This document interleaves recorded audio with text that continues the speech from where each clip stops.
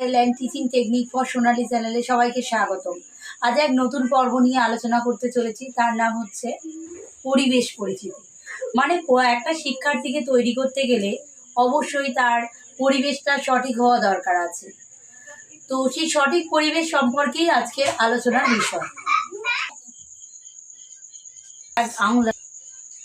তো বাড়ির পরিবেশ বলতে কি বোঝাচ্ছে?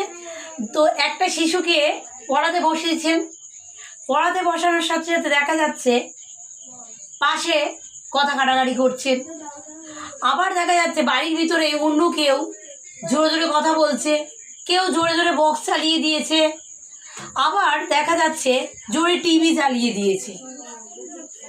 তো এই সব জিনিসগুলো পড়াশোনার ক্ষেত্রে ভীষণভাবে করে। তো এই বাড়ির পরিবেশ, এই যে যে কারণগুলো বললাম, এইগুলো আমাদের বাচ্চাদের পড়ানোর সময় ভীষণভাবে এফেক্ট করে। পড়ানোর সময় যদি আমরা এইসব আওয়াজগুলো আমাদের বড়দের যদি কানে আসে, তাহলে কি হয়? মোটিভেশন ব্রেক করে।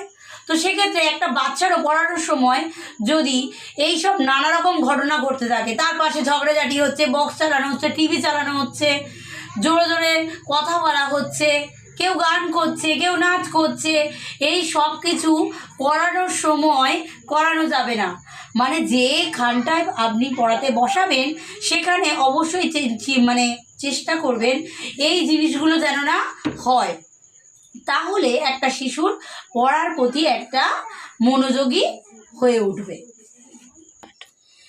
নেক্সট 2 নম্বর হচ্ছে বাজে কথাবার্তা। বাজে কথাবার্তা বলতে অনেক রকম মিনিং বোঝায়।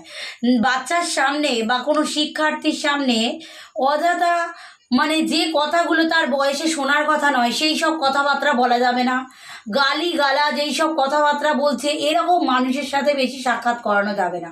বা সেই মানুষটাকে কথা বলানোর আগে বলে দিতে হবে যে আমার বাচ্চার সামনে কোনো রকম কোনো গালাগাল করবেন না। তারপরে কি, বাজে কথাবার্তা মানে অনেক রকম কথাবার্তা আছে, বয়স অনুযায়ী অনেক কথাবার্তা আছে, সেগুলো বাজে শোনায়, এগুলোও খেয়াল করতে হবে। এই বাজে কথাবার্তা বাড়ি ছাড়াও বাড়ির বাইরে বেশি ঘটে। তো এইগুলো আমাদের লক্ষ্য রাখতে হবে। একটা শিক্ষার্থীকে সঠিকভাবে গড়ে তুলতে গেলে অবশ্যই এটা লক্ষ্য রাখতে হবে। 3 নম্বর পয়েন্ট হচ্ছে সকল মানুষের সাথে সঠিকভাবে কথাবার্তা বলা বা শেখানো। কথাবার্তা শেখানো মানে একটা শিক্ষার্থী কার সাথে কিভাবে কথা বলতে হয় এখনো দেখা যাচ্ছে জানে না।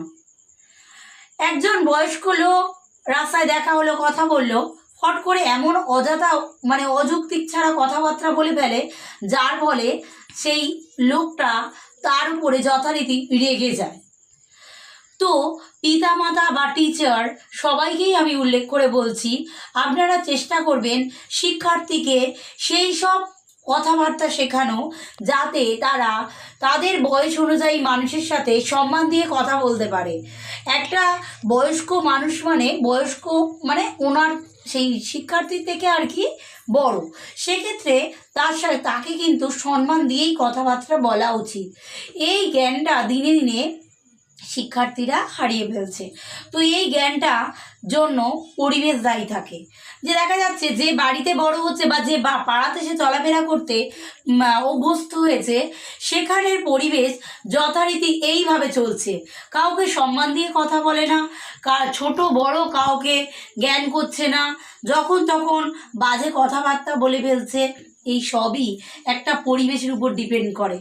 তাকে যদি না আমরা সঠিকভাবে সঠিক পরিবেশ দিতে পারি, সঠিক পরিবেশ এই সব কথাবার্তার চল যেখানে নেই, সেই রকম ধরনের পরিবেশ যদি দেওয়া যায়, তাহলে এইগুলো থেকে মুক্তি পাওয়া যায় বা সেই শিক্ষার্থীকে সঠিকভাবে শেখানো সম্ভব হয়ে ওঠে। 4